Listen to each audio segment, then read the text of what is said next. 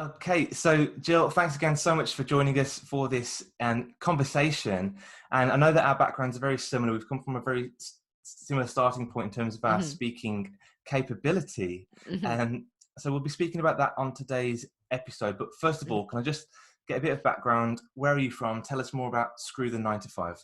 Yeah. So I'm currently in Canada, but not because I want to be here, just because the world's closed. But my husband and I started Screw the 9 to 5 just over 7 years ago on a balcony in Costa Rica, right before our wedding week, because we're a couple maniacs who just like couldn't turn it off at that time. We were just always thinking of ideas and always in work mode. So yeah, we started Screw the 9 to 5 on a balcony in Costa Rica in 2012. We didn't actually do anything with it until 2013, sitting in Malaysia in Southeast Asia. And then it really launched while we were in Thailand. So we've kind of bopped all over the world. We're big proponents of helping entrepreneurs, up and coming entrepreneurs, create freedom. And the Screw brand, like Screw the 9 to 5 in general, really hones in on helping online course creators and coaches dial in their programs, create badass ways of selling them so that they can get their business across the $100,000 a year threshold, and so that they can go on and create success and impact and freedom and all the options that they could possibly want. Excellent. Perfect. Thanks very much. And we're going to be talking a lot about confidence, public speaking, presentation skills today. And this is such a powerful skill for entrepreneurs and coaches and, startup business owners to have. But I guess my background is that I'd always had this crippling fear of public speaking. It held me back in school, held me back in university, held me back in my early career relationships, real big stumbling block for me. So I guess just thinking back to where you started, did you have any struggles or anxieties or fears when it came to public speaking? All of them. And it's so funny because I grew up wanting to be a TV host, right? So my background before I started Screw the 9 to 5 with my hubby was in TV broadcasting and modeling. And so you wouldn't think I'd be scared of public speaking. Right? Because I was able to riff on the spot, and I was like an in-game host for one of the Major League Baseball teams, the Blue Jays here in Toronto. And so I had to constantly be on the Jumbotron, like delivering lines. And so you wouldn't think that I would have a fear of public speaking, but oh my God, it tripped me up so hard when I finally went and started this business with Josh. And I remember one time we were speaking at an event in Bangkok, Thailand called DCBKK, Dynamite Circle Bangkok. Yeah. And the speech was 7 minutes, right? It was one of their lightning talks. And I did not sleep the night before. I know the feeling. Yeah. So scared for a 7-minute talk. And I finally woke Josh up at like 4:30 in the morning and was like, I think I'm having a panic attack. I just don't know what happens if I forget what I'm going to say. And he was like, why would you wake me up to deal with this with you? But I just was so scared about forgetting my lines or stumbling on stage or having the audience think I didn't know as much as I think I did, or call me out, or just like any of the things that we all stress ourselves out about when it comes to public speaking. And what's funny is like, I literally almost cried going up on stage because I was like, here I am walking to my death, essentially. And it was so fun. Once I finally got off stage, I was just like, I want to do more of that. And then as I started getting more opportunities, I was like, the exact same pattern happened. Like I'd be like, oh my God, why do I keep saying yes to this? I hate it. And I would stress myself out. I would just be in this loop of anxiety and fear. What happens if I forget what I'm going to say? What happens if I like pee my pants on stage? What happens if I fall? What happens if I swear too much? Which probably is always going to happen. I'm a big swearer. But like I would just always stress myself out with the what ifs. And I never knew how to release a lot of that and get present and just be in the moment with people. And I realized as I started to work through this with previous speaking coaches, a lot of my anxiety stemmed from wanting to control the outcome and making it about me, my performance, my presentation, not what the audience was experiencing or how they felt or what I was there to deliver for them. And once I made that shift and started making it all about them, things really started to calm down for me because I realized that they don't know what I'm going to say. Perfect, right? Only I know what I like. So I'm a memorizer. I currently memorize all my speeches that I give. Oh, wow. Okay. Interesting. Which is not ideal. I would A love lot to of get hard away work from and that. energy. Yeah. I would love to not do that. But even my most recent keynote, which was before the world shut down, I practiced that thing 2 to 3 times a day, every day. Yeah. For 3.5 weeks before. Wow. And I still was stressed out beforehand. And I remember it was like my nightmare situation because all the AV went out and it kept cutting out as I was delivering my talk. So it would throw me off. And then finally I just went with it and I was just like, screw it. And it had like a huge like bang where the audio cut out.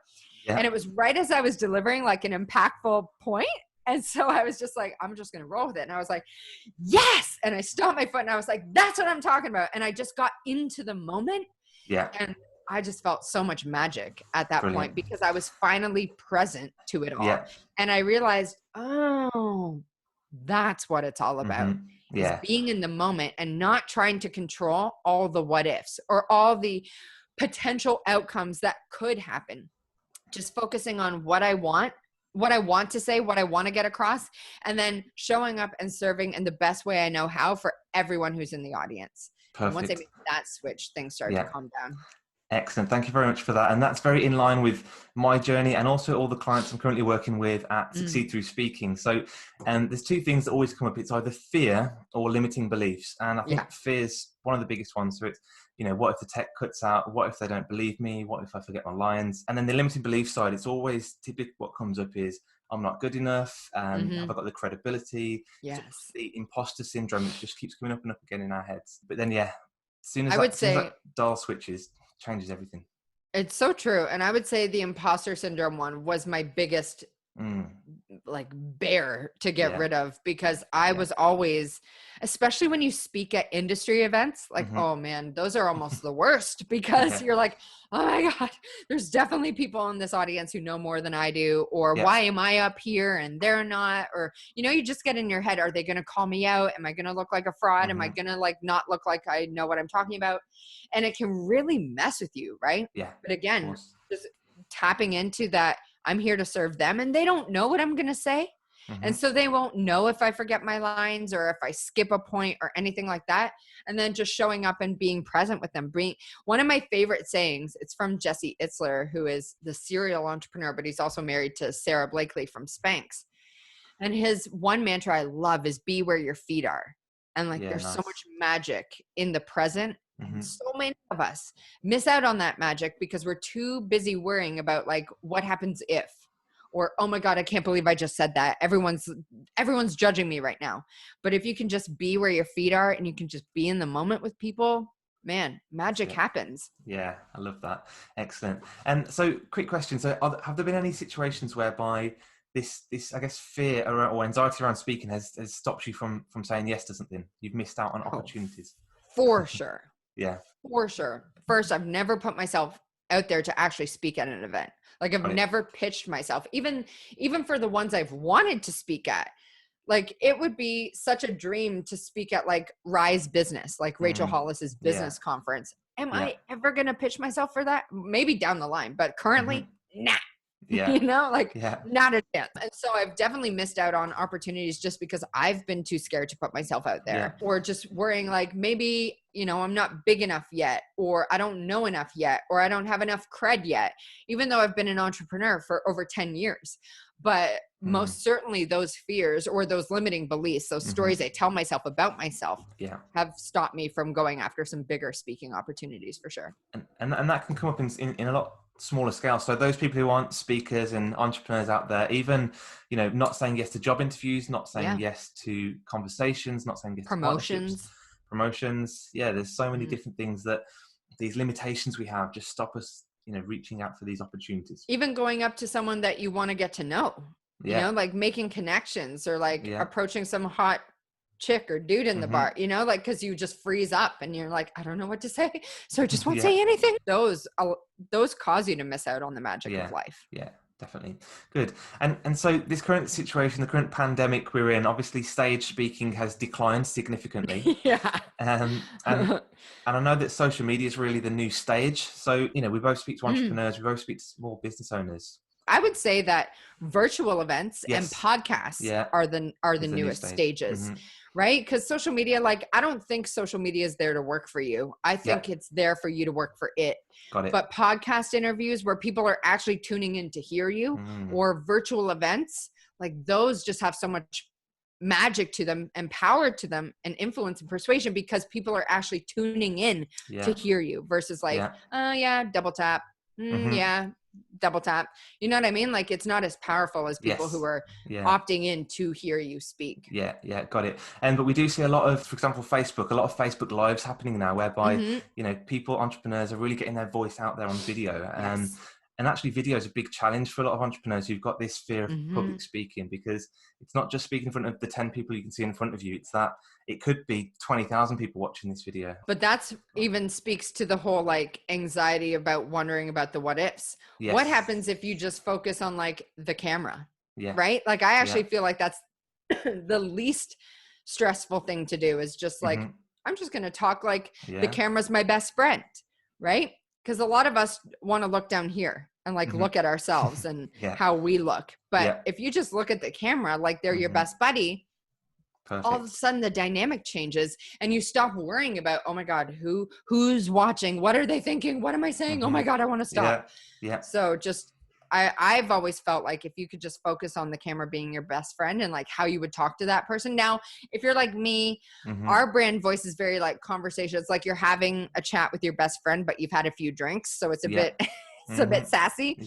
So I think it's just about developing your style. But again, if you could just look into the lens of a camera, like it's like you're looking at your best friend, I feel like it helps all the anxiety start to kind of ease away. Just like everything, every skill that you build will always be hard in the beginning and easier the more you do it. So that comes down to progress is more important than perfect. And you know, a lot of people want to be perfect from day one, but as long as you're better than you were yesterday, it's And who even vibes with perfect? Like no one really wants perfect. What you want, what people really want is resonance, not perfection. Because perfection's unattainable, makes people feel like shit about themselves. What they want is resonance, someone that they get, someone that they vibe with, someone that they can relate to, someone that they can understand. That's what it's about, not perfection. Excellent. Great. So last question then, just to wrap this up a second. So we both speak to entrepreneurs and business owners. So why do you think it's so important for entrepreneurs to learn to speak with confidence? Because communication is one of our biggest assets, right?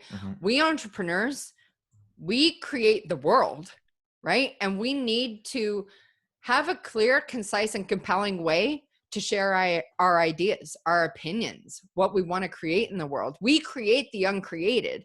And if we can't properly convey our dreams or our goals or our aspirations or who we help, it's going to fall on deaf ears. And so I think that one of the best things an entrepreneur could do is develop the art of speaking, the art of communication, and doing it in a way that is engaging and fun and unique and natural. And what's the word I'm looking for? Like really just yourself, right? Like just being yourself. Yes. Authenticity. 100%. Yeah, perfect. Good. Excellent. Well, hopefully this has been very helpful for lots of entrepreneurs out there. I'm sure it has been. It's been great talking with you today again. And thank you, Tom. All the best. And I'll hopefully catch up with you again soon. Absolutely. Thank you for having me. Take care. Bye-bye.